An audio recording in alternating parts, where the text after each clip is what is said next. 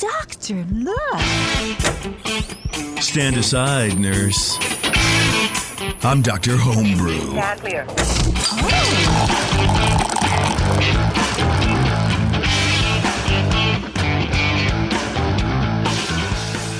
All right, welcome everybody. Thanks a lot for tuning in. This is Dr. Homebrew.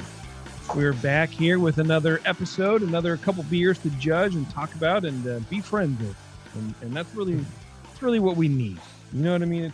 It's not the destination, Brian Cooper. It's the friends we make along the way that really drag us down. I never disagreed with that.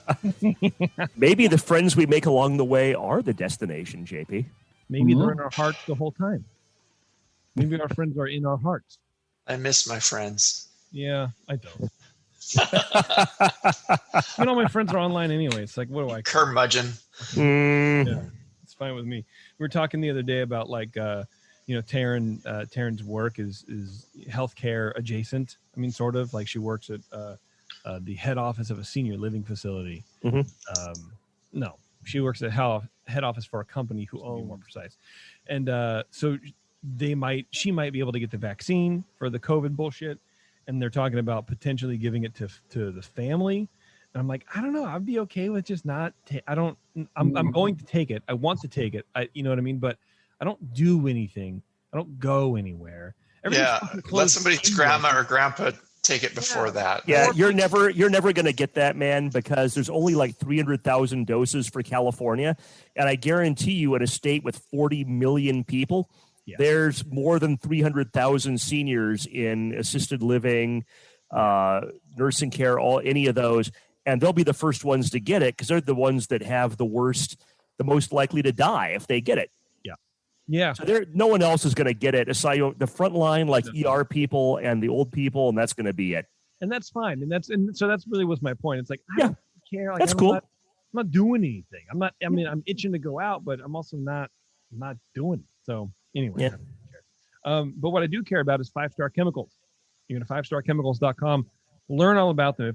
If those are 3 or 4 words that are different to you than you've never heard before, change your mind, educate yourself, open your mind, brothers, and go to 5starchemicals.com and learn the best way to clean and sanitize your home brewing equipment, because it really is. It is the next best thing to all the professional chemicals that the commercial brewers have. So check it out, 5starchemicals.com. It's the only thing you should be using, mainly because it works, and secondarily because they're nice people. Speaking of the friends we made along the way. Yeah, exactly right. Exactly right, man. Man, wouldn't that be great if we could do HomebrewCon over again, like in Nashville? We can go. We can man, 5-Star booth and get 5-Star stuff. That'd be tight, man.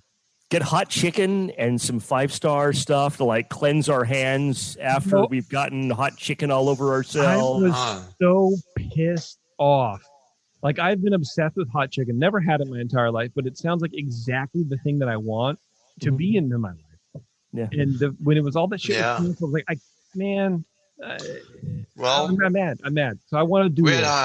We had hot wieners in Providence. I mean, like I went to the BN party in that little arcade they had it in. Yep. And then like right around the corner was the classic hot wieners place in Providence. Yeah, but you just put it, we were there too. But there's an ointment that'll get rid of that.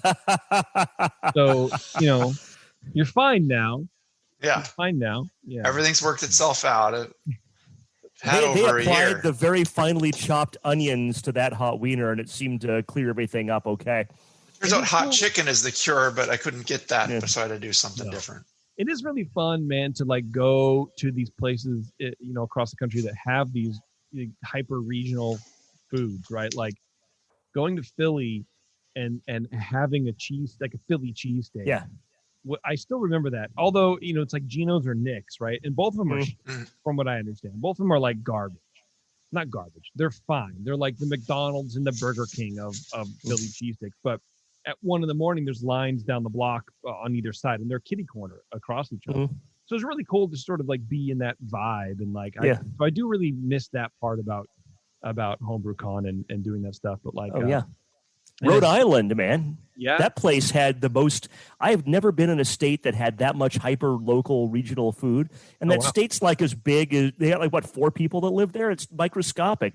And they have so much crazy good regional food. It's not even funny. Mm-hmm. Nice. Imagine if California had that many regions, like 6,000 different regions with all that hyper regional food. Yeah, we don't have that. No, we don't. Yeah. We just take a blend of everybody else's food. We borrow Asian and that's it. Yeah, Spanish and mix it all remember together. Remember the time it was in Denver, but it wasn't really Denver. It was like 30 miles outside of Denver. And you had to take the light rail train into Denver. It was like 2 hours. I missed that one. Yeah, I was like, huh.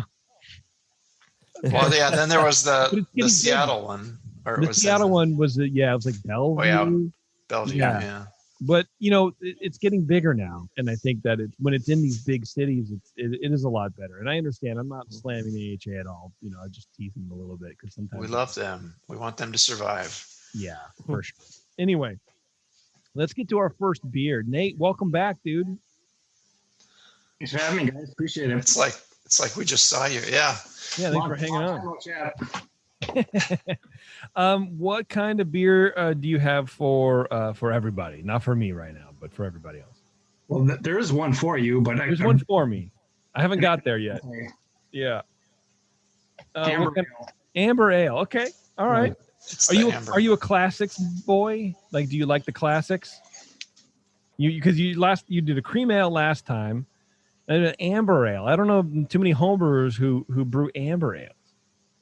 So typically I do something hoppy, something kind of on the ambery, and then something sweet. So whether it's a fruit beer or a cider, and then I got something hoppy, and then I've got something kind of whether it's like an amber lager or an amber ale. So I've got something that's kind of red and something hoppy and something sweet. So that's a lot of my beers. I really appreciate that approach of like, here are the 3 general categories I need to fill, and they kind of like I appreciate that. I think that's a cool way to look at it, because some people really are like, this needs to be this style and this style and this style, but it seems sort of like a laissez-faire. Like, I only drink IPAs. I'll do this. Had you made an amber ale before? I have. I haven't made this specific recipe, but I used to make a specific amber ale quite often. But it's been probably 6 or 7 years since I made that one. But that was an extract type beer. So I've gone all grain. I haven't made too many ambers. So okay, all right. Well, good. Welcome back to the Amber Club. I personally love a good amber ale. I'm ashamed that we don't make them anymore.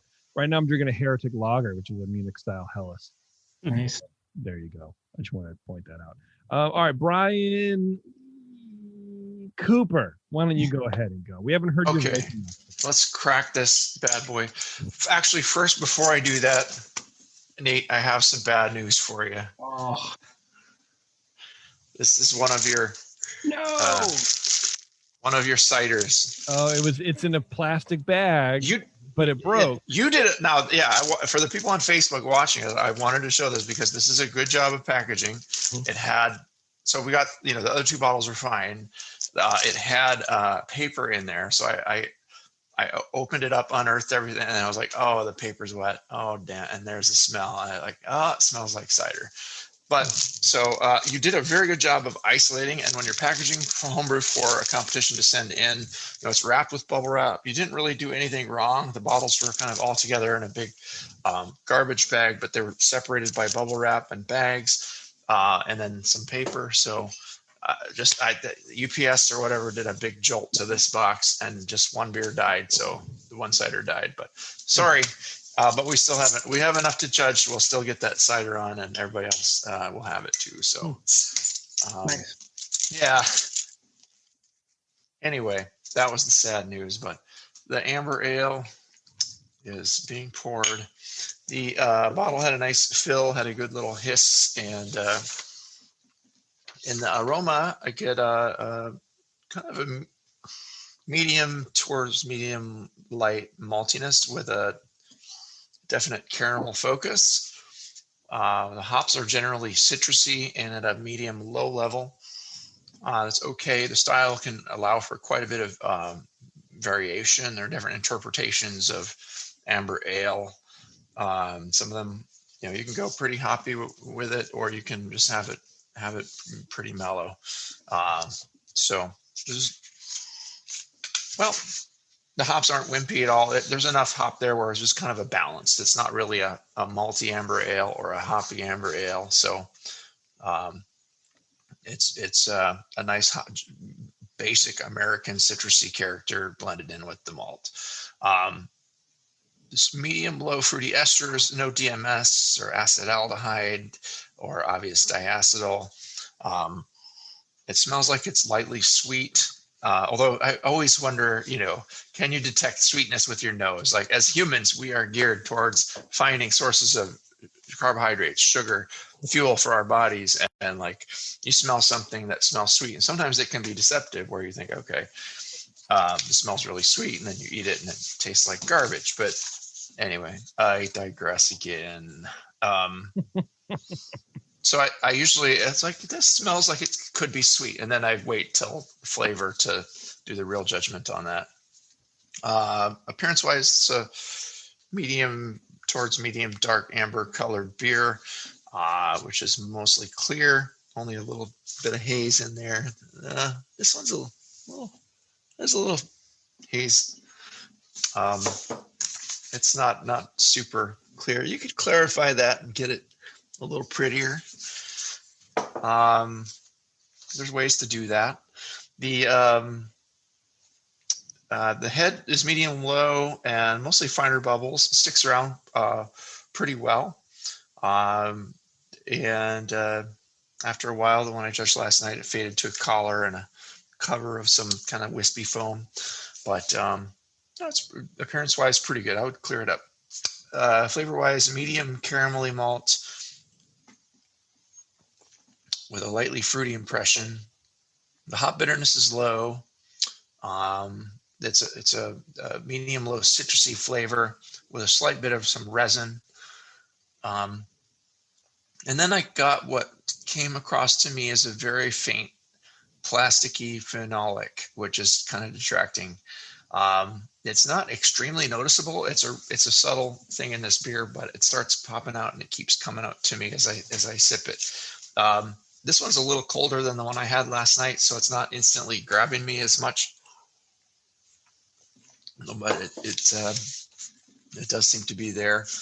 Lightly fruity ale fermentation characteristic. I mean, other than the light phenolic, it seems clean. That caramel lingers into the aftertaste. Again, this one I just took this one out of the fridge.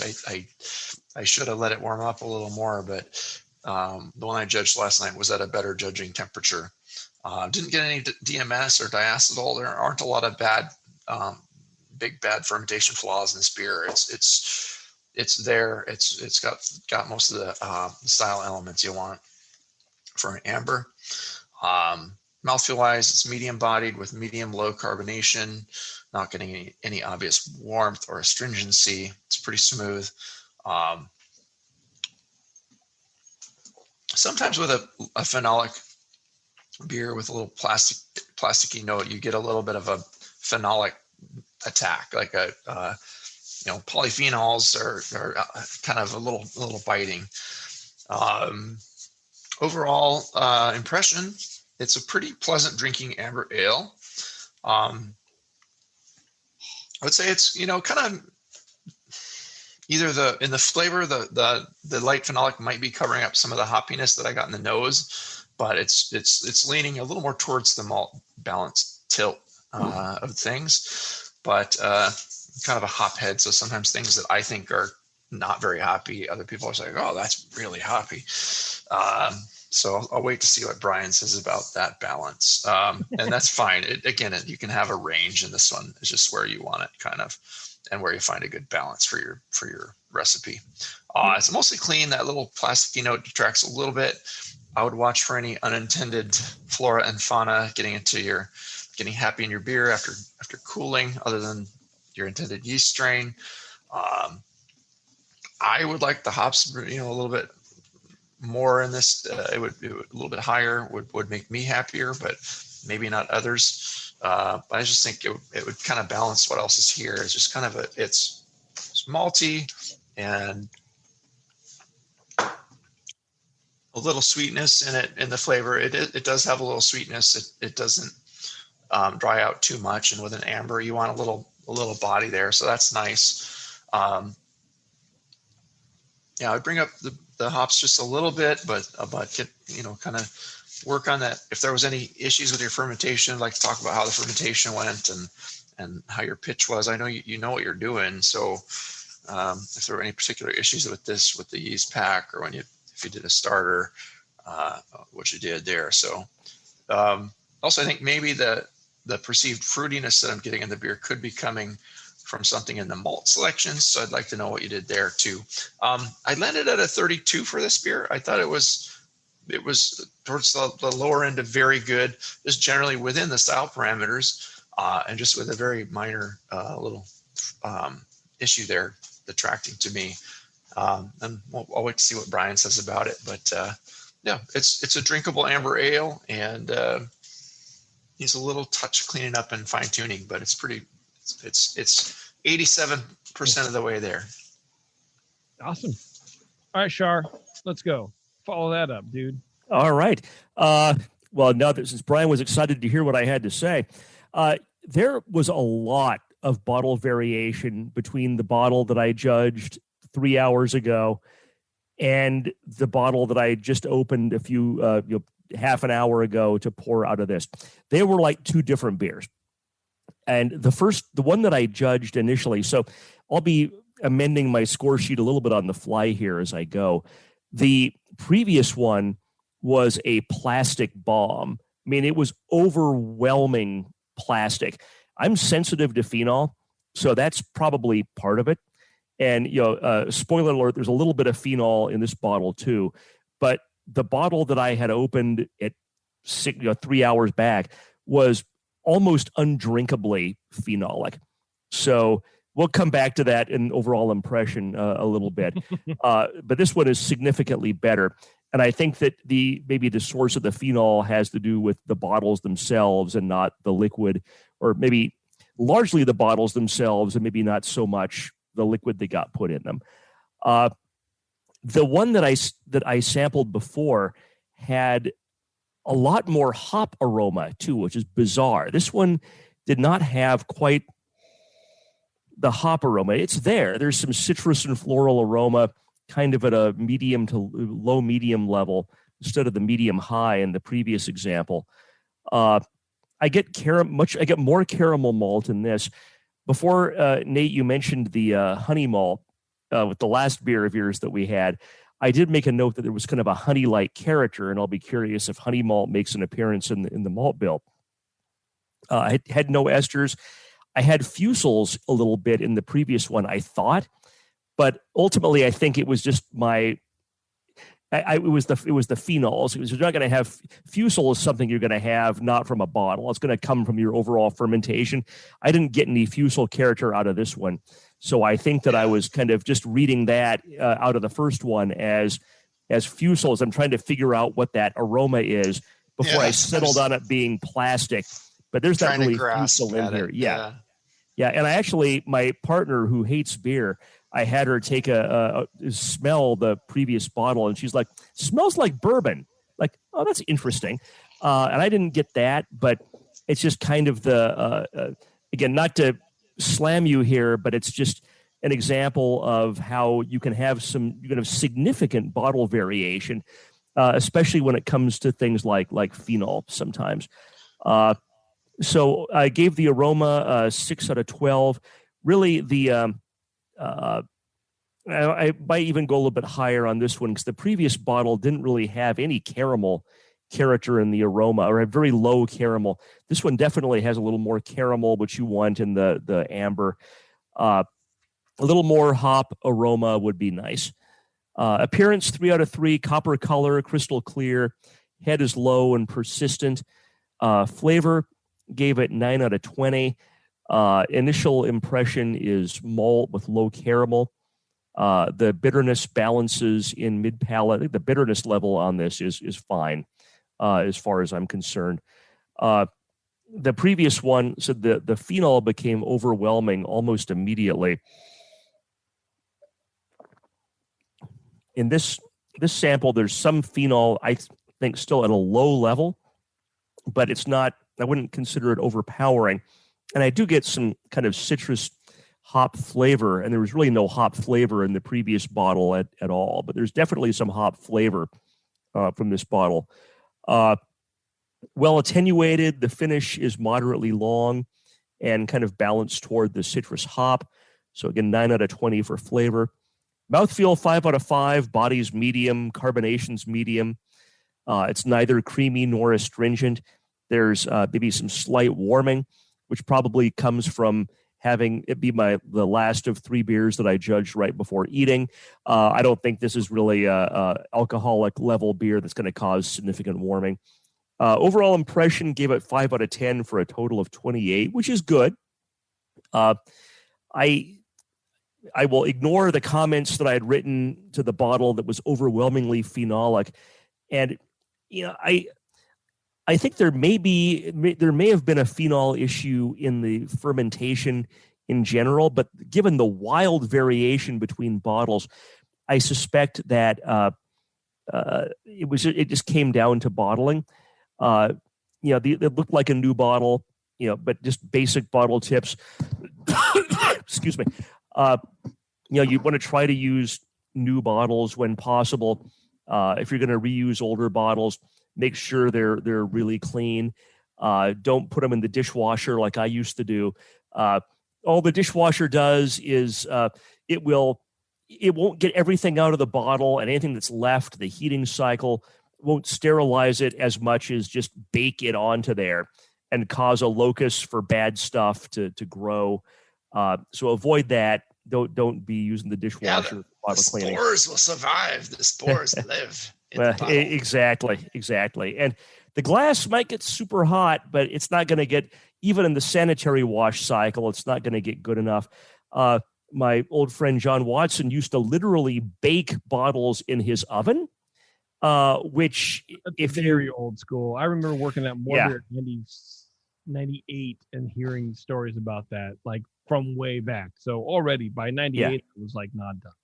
Yeah, don't do that. Bottles aren't that expensive, and don't risk the whole bottles exploding in your oven, because you don't want to have to deal with. And for God's sake, if you're ever going to do that, don't open the oven in the middle. You don't want a face full of hot broken glass. It's not good for anybody. But Star Sand. Yeah, exactly. Period. That's all you need. Yep. And even if they weren't our sponsors, I would say the exact same thing. Seriously, that's exactly that's what I do. That's what I would tell people. So I tend to believe, the only reason I don't believe it's entirely bottle related is that previous bottle was not a gusher. And usually when you have an overwhelmingly phenolic beer like that, it's high carbonation and it's gushing. Yeah. It was strange to me that didn't happen, because usually in that situation, the phenols come from wild yeast or something. But I've got to believe, because of the extreme bottle variation, that had to be what happened. So otherwise, whatever happened to the beer beforehand would be present in all the bottles. So again, not to belabor the point, but use new bottles when possible, and if not, make sure you PBW and Star San the used ones to be sure that they're not harboring anything nasty. Look, is the point that we got phenolic in all 4 bottles that you and I have tasted so far. So to some level of phenolic presence. So to me, it indicates it had to have come from the fermentation to some degree, especially. So something might have gotten away a little bit in the other bottle, but yeah, maybe. And the other thing, because this used to happen to me. Do you brew outside, Nate? I do. Do you use a garden hose for your water? I do not. Okay, good, because that's what I used to do, and I would have phenol flavors because garden hoses taste nasty. Yeah. You avoided the obvious mistake. Do you use your water? Where do you get your water from? So I use tap water typically, and what I'll do is I'll split my mash water and my sparge water between 2 big vessels, and I'll drop half a Campton tablet in each. I'll crush it between and do that. But, okay, so you're not really getting, that's plenty of and how many gallons for that half a Camden tablet? I usually split 8 gallons between 2 vessels, so 4 and 4. Yeah, that might even be too much Camden tablet for that little Get water. a carbon filter. Okay. Or do both. I used to do both. Yeah, I mean, the Camden. You have to filter. Yeah, the carbon filter will get rid of some of the chloramines if you filter it. A lot of the chloramines if you filter it really slowly. But Camden's a good way to do it too. There's nothing wrong with that. I mean, I remember reading that it's a fine way, but it's not the best way because you can fuck up your dose. I mean, just get RO water and build up your water too. Yeah. So, but that takes math and it depends how much work you want to do. Get a carbon cartridge filter from More Beer. They're like $30-$40 or whatever. Yeah. And run it, not super slow, but slow enough. And you'll be fine. It's easier than crushing Camden tablets, unless you want to relive your college days and your crushing pills this month. College days. Yeah. Your college days were a little different from mine. Yeah. But I gave that a overall 28, but okay.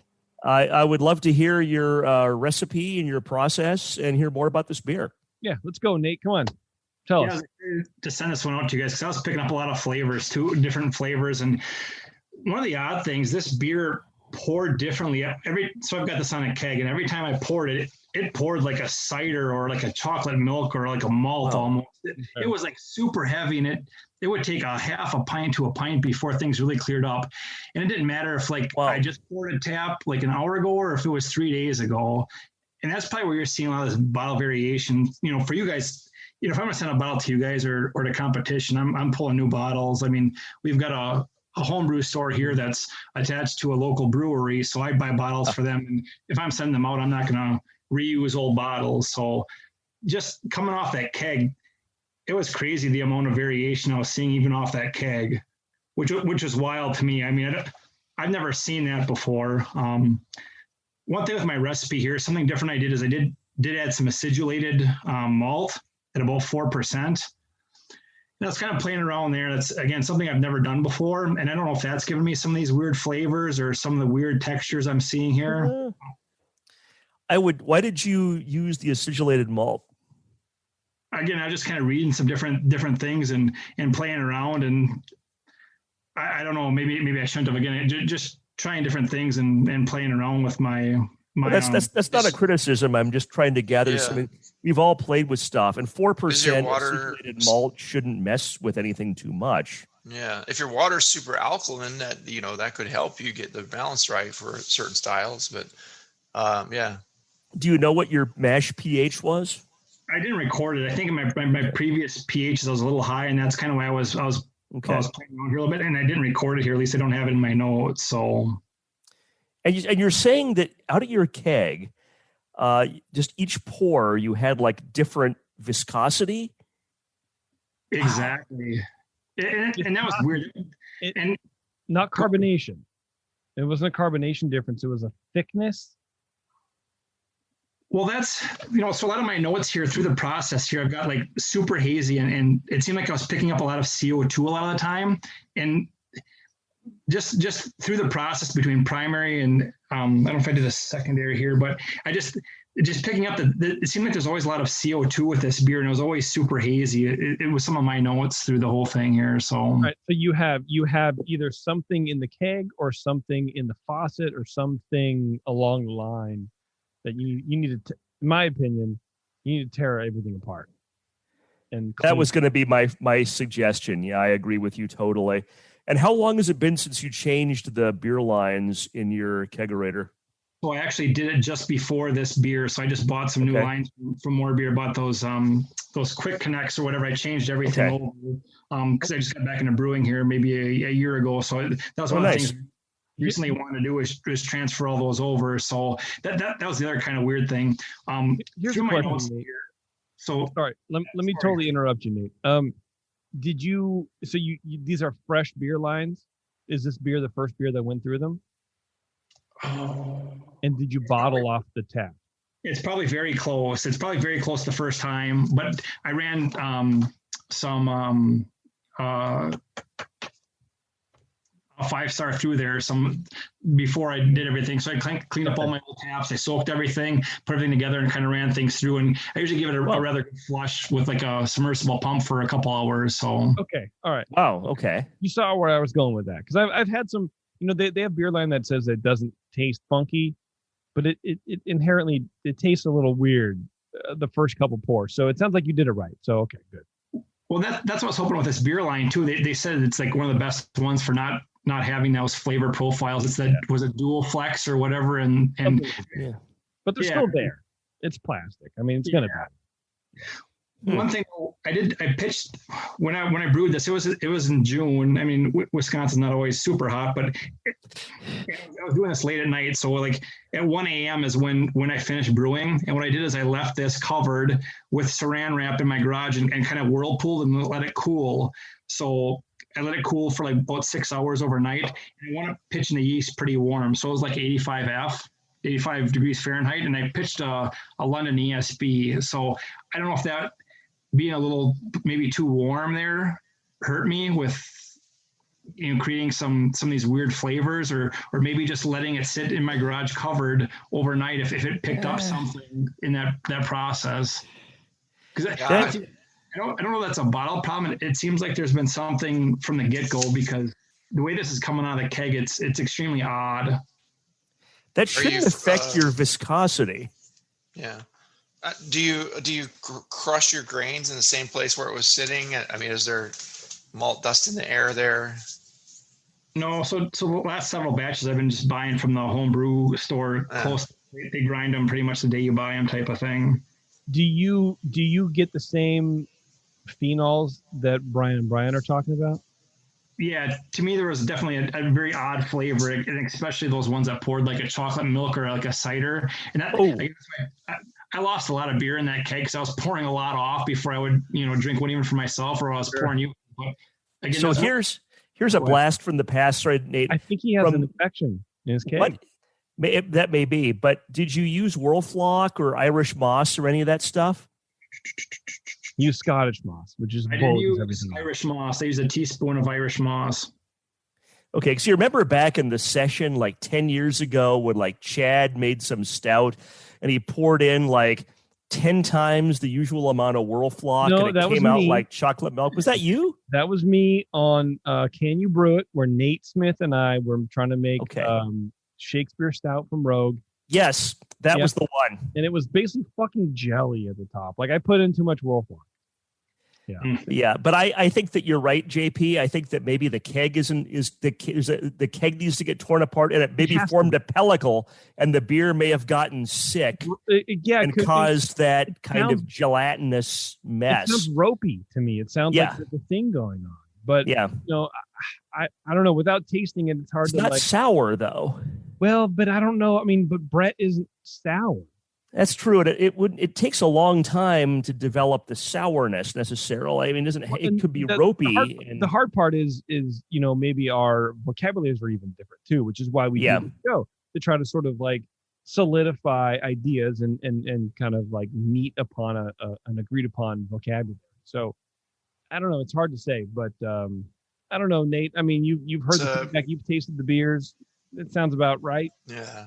It's usually pediococcus is what will cause the ropiness and give you a sick beer. And if you look at it microscopically, it's like this little it looks like 4 little dots around each other, and then they just like chain together and make these ropes kind of in your beer and just get thick and weird. So you might have had a pedio infection in there. Maybe, but the only thing that could change the viscosity. Yeah, that's all. I agree with you. If it's not Whirlflock, it's got to be like pedio. Have you taken the posts off that keg lately and like cleaned them inside? Yeah, I typically do that before I like. So when I finish a keg, I typically take everything apart, even take the poppets out. I clean them and I set them up like on a drying. I've got like a baby bottle rack that everything gets dried and cleaned on, and then before I put into it or transfer into it, I sanitize everything. I've got a spray bottle of sanitizer, spraying this. Not to say I missed something or left something maybe in a dip tube or or the air side or something there, and it got infected. But this is definitely an oddity for me. So. Then it must have gotten in the garage overnight. That's all I can think of, because you do better at cleaning your kegs than I do. It could just be one of those things. It could just be an anomaly.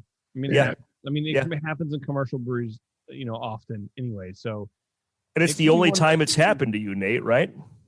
Yeah, to this extent. I mean, I've had a couple beers go bad before. I've got that Peliso, in a fermenter where you get those white bubbles where it's kind of powdery. Yeah. It's bad, but I've never had this one where it's been in a keg and kind of had that odd texture or the odd way it pours, almost like I said, like a cider or a malt or a just super hazy and like almost had like a texture to it. It just thicker and frothier and I mean, and it could be that the texture you're describing is overcarbonation because something is starting to be active. So who knows? But just be careful. It sounds like you're doing everything the correct way. Yeah. Maybe something just came in. I wouldn't necessarily freak out about it, but pay attention to it. If you notice that this is a thing, then maybe you need to even pitch change where you pitch. Our friend, Push Eject, our old friend Charlie. He was always doing his starters for his homebrew when he brewed, where in the kitchen, and I helped him sort of figure out that his starters started turning sour, and it was really weird. He couldn't figure it out. Well, his wife was activating and culturing and growing her sourdough bread starter in the same area as he was pitching his yeast, and it would just kind of overtook. It's stuff like that where just pay attention to it and recognize patterns in your brewing. Sure. If there are reasons for off flavors or whatever, then maybe change that. And it's one of those things that you don't really think about. So if there's anything else, Nate, if there's not anything else, actually, we'll let you go, because it's actually did we get a recipe, or did we end up just talking too much? Nate, I don't think we got your recipe. Did we? I liked the base recipe, seemed nice, and I would like to know what went into the beer malt wise and hop wise. I won't keep you guys too long. So again, 5-gallon batch. So I did 8.5 pounds of 2-roll, 1.5 pounds of Vienna, 1 pound of 60L, a 1/2 pound of Carapils, and then 1/2 pound of that acidulated, and then a couple ounces of Special B just to kind of give it some color and some flavor. And one thing I do, maybe it's kind of a cheat on some of these ambers, is to dry it out a little bit. I did throw 1 pound of dextrose in there. It seems like it bumps up the ABV, obviously, but sometimes I find like my ambers get too sweet or too malty, and the dextrose just really kind of helps thin things out and dries it up just a hair. So this beer wound up coming up. The OG was a 1062, and the final was a 1008. So to me, it didn't feel that high. So it came in close to 7%. But again, sometimes those ambers can be deceiving. And again, I like to use that dextrose just to kind of thin things out and give it a little to dry it out a little bit, because those ambers are. I mean, I like ambers, but sometimes they get a little malty and a little sweet for me. And that So I wasn't wrong when I said it was slightly warming. That was actually warming at 7%. Okay. Yep. So it's probably in the high side for amber ale, but it's just, again, something I like to do with my ambers, just to try to dry them out a little bit. Yeah, and that's cool. Awesome. Sounds like a good recipe. Again, a lot of malts in there and acidulated. What were your hops that you used? So, you guys mentioned some citrusy stuff. So I did use an ounce of Citra at 60 minutes. And then I had some Hallertauer and some Fuggle. So the Fuggle was in at the last 3 minutes, and the Hallertauer was in at 15 minutes. So late additions on those two. Those were an ounce each. That is such a homebrewer hop bill, and I love that. That's funny, too, because a Citra would normally be considered like an aroma hop a lot of times. And like Fuggles would be maybe something you'd put in earlier. But hey, it was interesting. Yeah. Well, I was hoping not to get so much of that citrusy flavor, that Citra being so early. I was hoping just to get that. You wanted it to boil out. Yeah, sure. Yeah. Get some bitterness from it. It's a high alpha hop, so you can use it for bittering. And that's exactly yep. But I think that citrus flavor kind of carried through a little more than what I was hoping. So I had a pile of that. I wound up buying a couple pounds here a while ago. So I thought, I'll use it for bittering, and it wound up probably being a little overpowering. So. Well, I think we both wanted a little more hops, so the hops weren't bad. It was just a little bit more in the aroma would have been nice, or else the phenolic was detracting from our ability to get to the hops. Sure. Yeah, that makes sense. All right, Nate. Well, we'll let you go, man. All right. Thanks, guys. Have a great night. Appreciate your feedback. Cheers. Thanks, Nate. Take it easy, guys. We'll see you. You too. All right. We're going to take a quick break, everybody, and we'll be right back with more Dr. Homebrew after this.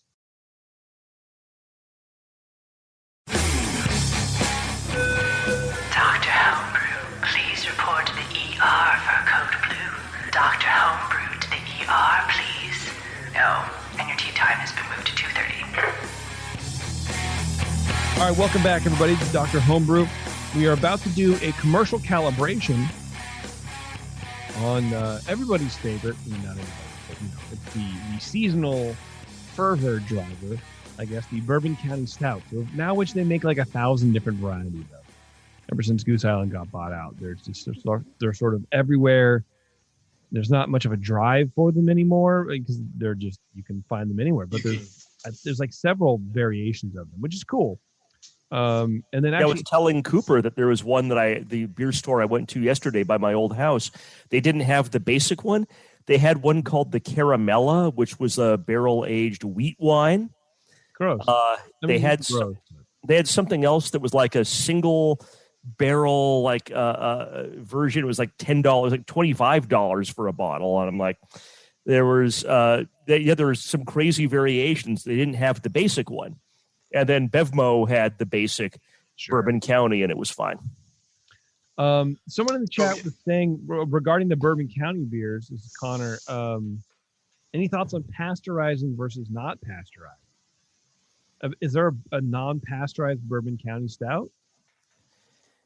Well, this bottle says, there's right here on the label, develops in the bottle up to 5 years. They even have a little flag out here.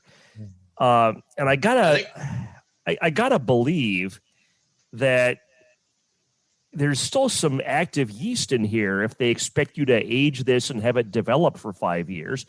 Or is that all supposed to be just micro-oxidation? I would say whether or not a beer has been pasteurized or not, the flavors are going to change and meld over time regardless, right? I mean, but this, I don't know. He's saying this one is pasteurized and wants to know, is that necessary or recommended? I was just saying on a homebrew scale, no, but I mean, commercial breweries can pasteurize everything. It helps with shelf stability of the beer. It takes care of anything that's living in the bottle and prevents you from having, bottle bombs later when you're mass producing this much of a beer for public consumption, and that's going to sit in various conditions around the world for so long. Maybe it's a good stabilizing factor for just that reason alone, and the flavors meld enough anyway. It's 14.6% alcohol, and it's not going to be a time capsule in 100 years. Any pasteurized or not, the beer is not going to taste the same.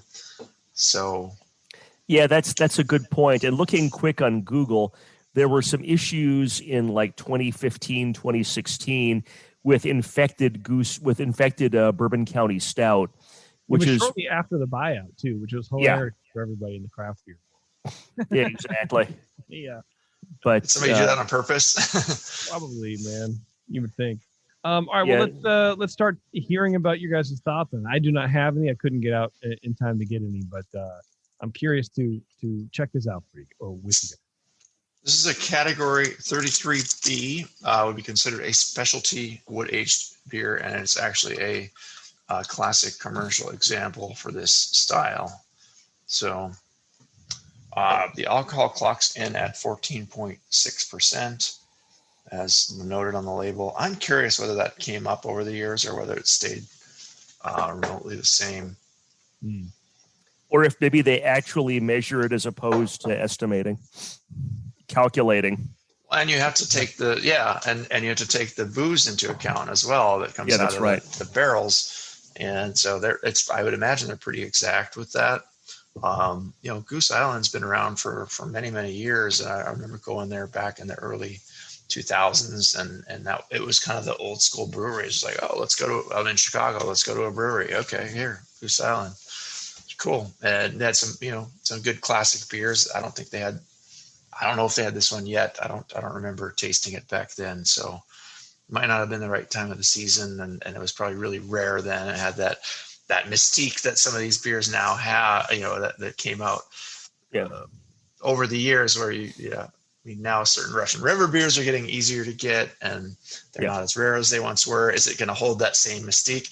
I laugh because it's still the same great beer that it always was. Right. But you're not chasing a unicorn. No. I would hope that the business people that took over the brewery would have kept the recipes the same and everything in the beer that became kind of legendary, to what made it what it is. But they obviously changed something if they had to start pasteurizing. Yeah.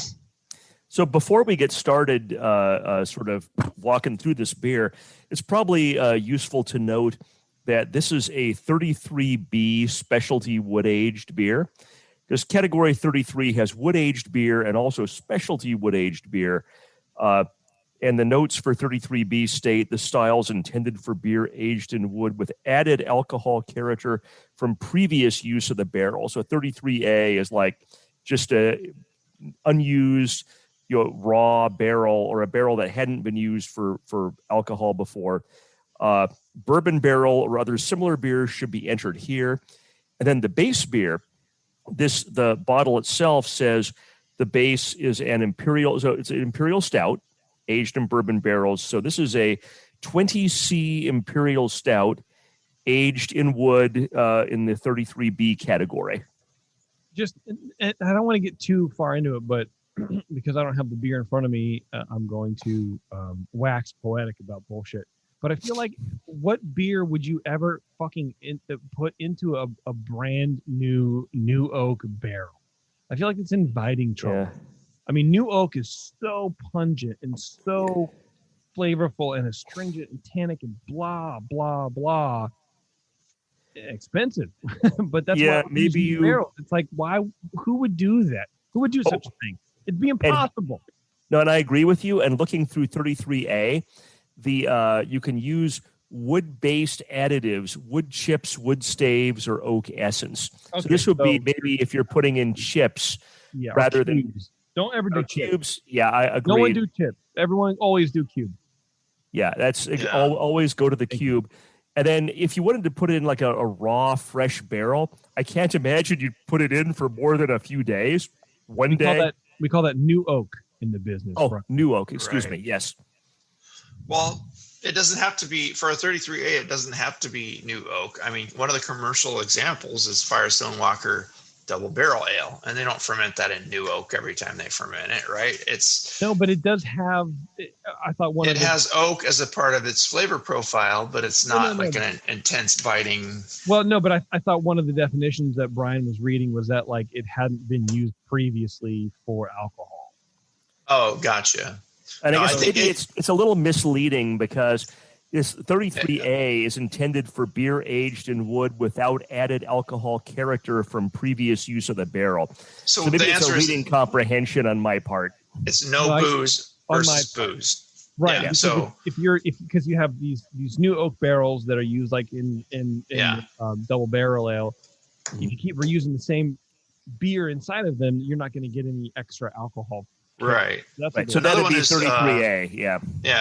And 33A is also like Great Divide Oak Aged Yeti Imperial Stout, where they just take an Imperial Stout, they age it on oak with no booze, and it's an Imperial Stout. But it doesn't have the booze element that this one's going to have. So that's the difference between those two styles. Okay. So thanks for the clarification of my bad reading comprehension. No, it was all okay. Sorry for eating. Let's talk about this beer. Yeah, go ahead and talk about beer. By the way, I'm drinking a Hefeweizen from Opelika, Alabama. It's a brewery called Red Clay. They were on the session the other day. It's very good, by the way. It's 5. We're probably going to get some real similar flavor profiles in these beers that we're all it's 5.6 tasting together. To me, it's a little too high, but it's good. Oh, a 5.6 Bavarian Hef? Yeah, I don't like it. I don't like it too high. I wish it was like 5.4, 5.2. 5.2 would be perfect. So yeah. Anyway, sorry. Go ahead. Nice. So the Imperial Stout base style, it's it doesn't come through with an immediate like biting, roasty, ashy anything. It's so enveloped by the booze that's there, and the wood. When you get into the flavor, the wood just surrounds the beer, and the alcohol is very high in this beer, but it's not biting or harsh. I haven't had this year's Bourbon County yet, so this is kind of fun. It's a beer that comes out around, in the fall every year, and it's fairly easy to find, but it's a beer that you can also sit on some bottles and do vertical tastings of and have some fun with. Just get a library going. If you like imperial stouts and if you like booze aged beers with oak character to them, this is one that you would reward yourself by, instead of buying, if you're going to drink 1, buy 2, or if you're going to drink 3, buy a 6-pack and set them aside for a couple of years and build that library and have some fun with it. So, but honestly, this doesn't taste like, oh wow, this is the fresh one. It isn't aged properly. It's been aged nicely, and it's that work has been done already. Further aging will reward you, but as a starting product, it's aged pretty nicely already. It's not sharp or biting to me. What do you think, Brian? Yeah, I completely agree. And the for a 14.6% beer, the aroma, just starting off here, is just so smooth and so pleasant, and it has some malty imperial stout character, and also some bourbon character and some wood to get some of that vanilla oak character. It's all very harmonious. There's no hot alcohol to this at all, which is an achievement, because you can get heat from the imperial stout, you can get heat from the bourbon, or both. And instead, the aroma is just very welcoming and pleasant and very balanced. The balance, just like it's been kind of the hallmark for 3 of the 4 beers in the last show. It's been all about, you're taking a base beer and you're modifying it somehow, and it's all about balance and not overwhelming it. Was it 33B, the impression? The second word, harmonious, a harmonious blend, or you could already tell that I've had a little bit of this 15% beer. Harmonious blend of the base beer style with characteristics from aging in contact with wood, including alcoholic products previously in contact with the wood. The best examples will be smooth, flavorful, well-balanced, and well-aged. But I agree with you. This does not come across like something that is, an imperial stout that's 3 days out of the fermenter, and it's way too bitter and hot and hasn't settled down yet. This is just a very smooth, harmonious beer. Right, you get some roastiness. You get a nice coffee-like dark chocolate. Everything's still coming through. I would say too that right now the booze wins out a little bit over the wood. So you're looking for the balance between the style, the booze, which in this case is fresher, and it's been in the barrel, and I'm not sure if they add booze to the barrels to swirl it around. However they do it. I've never gone there and seen this process to know what they do, but there is definitely some strong booze, and that's going to be what ages out, and the oakiness would probably ascend over time. I would feel. No, I totally agree with you, and I get the vanilla from the oak, but I don't get like a lot of that maybe tannic oak character out of this. That backbone, that structure out of this, and I agree with you that that's going to be what stays in here, but it still manages to have a lot of that character, and it sometimes you have a wood aged beer and the wood is just so overwhelming, and there's just so much tannin. That's what she said. Sometimes there's just so much wood, it just gets in the way of appreciating the beer. That's bad. Yeah, you're chewing on the oak barrel. Yeah, exactly. Yeah, it's got a very tannic is the main way to think of it, is like chewing on grape skins and that puckering mouth feel, and the flavor of the oak and the aroma of the oak. If it's too sharp, it's not going to be a winner. It has to be in balance. Yeah. No, I would score the aroma on this very high. I would score this, probably 10, 11 out of 12 as far as the aroma goes. And the reason that would keep me from maybe going even to the full 12 is the style guidelines do talk about the well-aged character.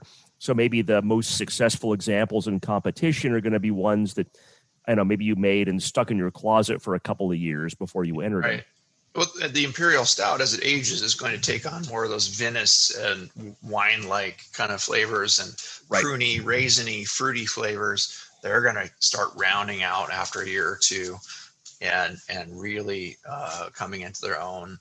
I do more aging of barley wines than I do of barrel-aged Imperial Stouts and things like that. But the flavors really do start to meld in a barley wine after like 5 years. But I would think for one of these, it might be shorter, that your reward is going to come a little sooner. After a year, some of that booze is going to smooth out a little more, and that the rich raisiny and port-like quality of the stout is going to shine through alongside what's already there and give you a little bit better presentation. So to me, the nose is a little sharp with the booze right now. Yeah.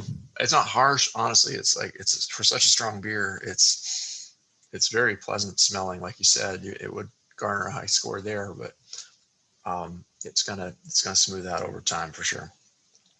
Yeah. I'd be curious, this is a 2020 bottle. I'd be interested how long they age it in the barrel, and how long the Imperial Stout may have aged before they put it in the barrel, or, they don't, I'm not seeing information about that on the bottle. Yeah. If you have questions or comments, call 1-800-GOOSE-ME. Can we get them on the line? JP, call that number, please. I would love to. If we could dial in, I would definitely. That'd be fun. Okay. Yeah, but the little tag hanging off the edge of the bottle too says develops in the bottle up to 5 years. I would also bet money that whoever answers that phone call won't know the question. But it would be fun to have a conversation with them at least. Hello, my name is Jeff. I'm here in Chicago, and I would like to answer your questions about our beer. Yeah, what do you mean? What do you mean aged? Our beer is fresh. I don't understand. That's the classic. And whenever I think about customer service for beer, I always think about the time I took the tour of the Anchor Brewing facility for like the third time. And the gal leading the tour said that beer without hops is called mead. Ah. Yeah. Yes. So well, even at Anchor, people fuck it up. Like you never know anymore. So I doubt it. But anyway, let's move on a little bit. Let's try to. I think you meant to say Groot, honey, but I'll take it. Mead is another. If we can compress a little bit, that would be great. We're sort of running a little bit over. Okay. Yeah. Appearance-wise, an Imperial Stout, it's going to be nice and this is very dark. You can see it just at the very edge of the corners that there's a little bit of a dark reddish color.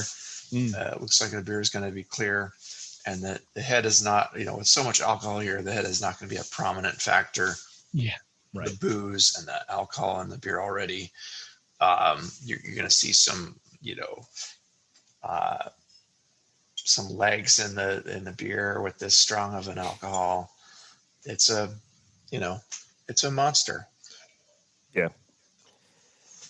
And we're going to pound this whole bottle tonight because it's open now. But I'm not going to waste a $15 bottles. I got to finish this. Yeah. It's I would rate the flavor very highly too, because of course the flavor varies with base style, but you've got, as you were talking about, you hit the highlights of the Imperial Stout.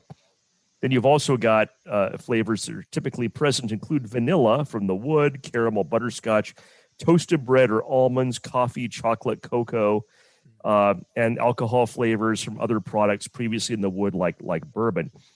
And you definitely catch a number of those things in here. I would say, almond-like is one that kind of stands out too. And an oak aged beer, it definitely has some of the vanillins, and like wood aged flavor to me is so hard to describe because it has so many components to it. It's all of those things. Sometimes you can get marshmallow like, or I don't know, just something gnarly or almost sour beer like, or funky, but it's not sour necessarily, but just something intense and like, some sharper edges to them sometimes, but this one's pretty smooth. Yeah, flavor wise in the Imperial Stout, I wanted to talk about the bitterness of the beer, because in an Imperial Stout, usually you start out with a pretty aggressive bitterness because it's a beer you want to, it's got so much alcohol there and so much else going on that you need that to balance the beer.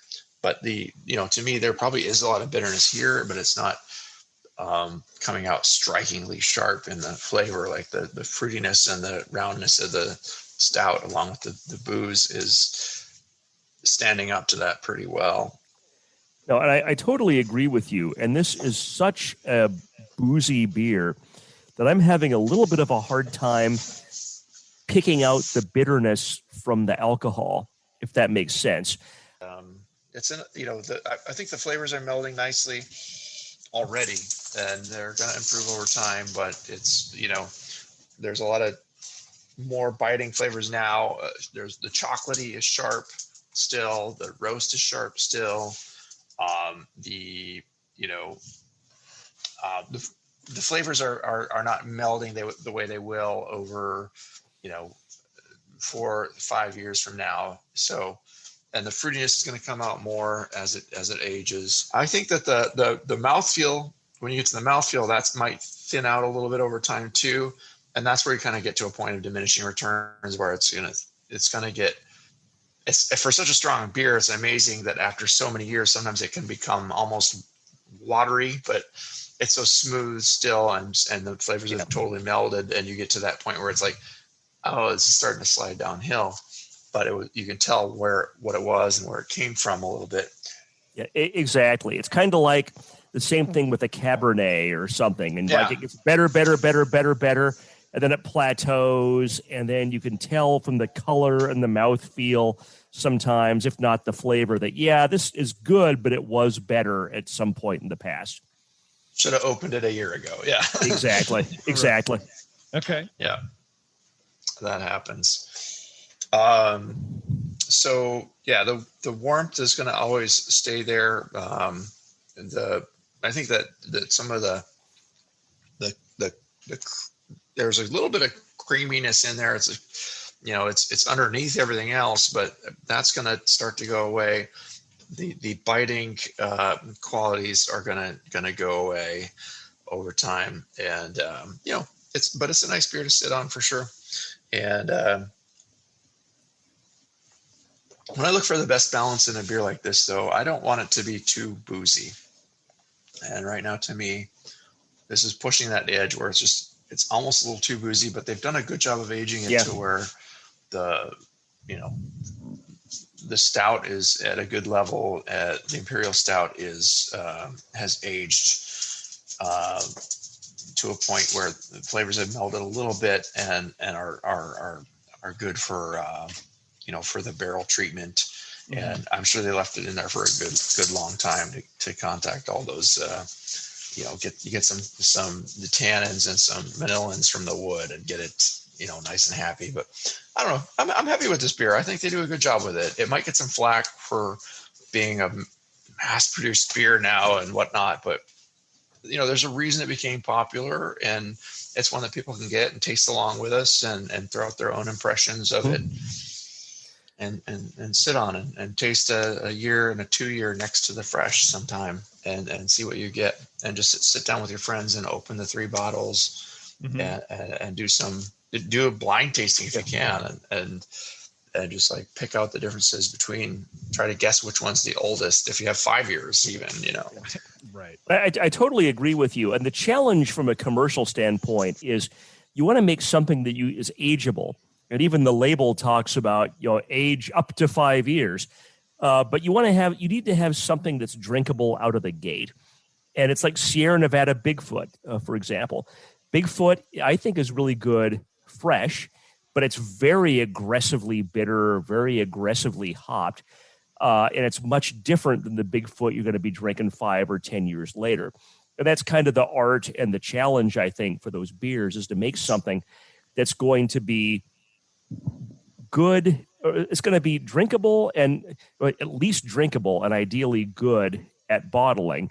It's going to be drinkable and ideally at least good in 5 or 10 years, and also in between. And I have a lot of respect for any home brewer or a professional brewer that can do that. I mean, some beers have a best after date on them instead of a best by. And it could be like 3 or 4 years. Stone had those that were like instead of the enjoy by series, they had the enjoy after. Do not drink this fresh. You will not enjoy it. Okay. Yeah, absolutely. Well, what would you guys give it, score wise, comparatively to the style guidelines? Right. This is our commercial calibration beer. I'd probably go for 38 to 40 with this beer. I would expect this to probably hit maybe a 44, 45, maybe in 2 or 3 years. Yeah, I agree. Probably 39-ish. And then we can see JP. Whoa! Yeah, don't worry about it. Don't worry about me. Keep going. As age melds all those flavors, it's going to go and creep up into the lower 40s to mid 40s territory. Okay. Higher even. Really? It's that good? That's the thing about these beers. The potentiality sort of like outweighs their like impact, I guess. I think that the Imperial Stout recipe that's there is a really good recipe. Yeah. Well, like I was saying, I think this is pretty good out of the gate. Well, yeah, and that's not what I mean. It sounds like it's good out of the gate, and that's cool. But it is also one of those beers, like any of these beers, right? Like I think sometimes I feel like Imperial Stouts are a gimmick, because it sort of forces you to buy several of the beer without tasting. Because if you buy one of the beer and you go, oh, this is good, you know what? This would be good aged. And you go back and you buy 4, you buy 6 or whatever, right? And so I feel like on some level, on some like fundamental idiot level like I'm on, it Imperial Stout feels like a gimmick. Well, you know what? Yeah. So it may be a gimmick, but it's a gimmick that works. And there are beers that you don't want to sit on an age. I'm the stupid guy that brought. I always buy Celebration Ale every year when it comes out. I've got some in my fridge. You were drinking one earlier tonight. Sierra Nevada Celebration Ale is a staple in my brewing tasting regimen.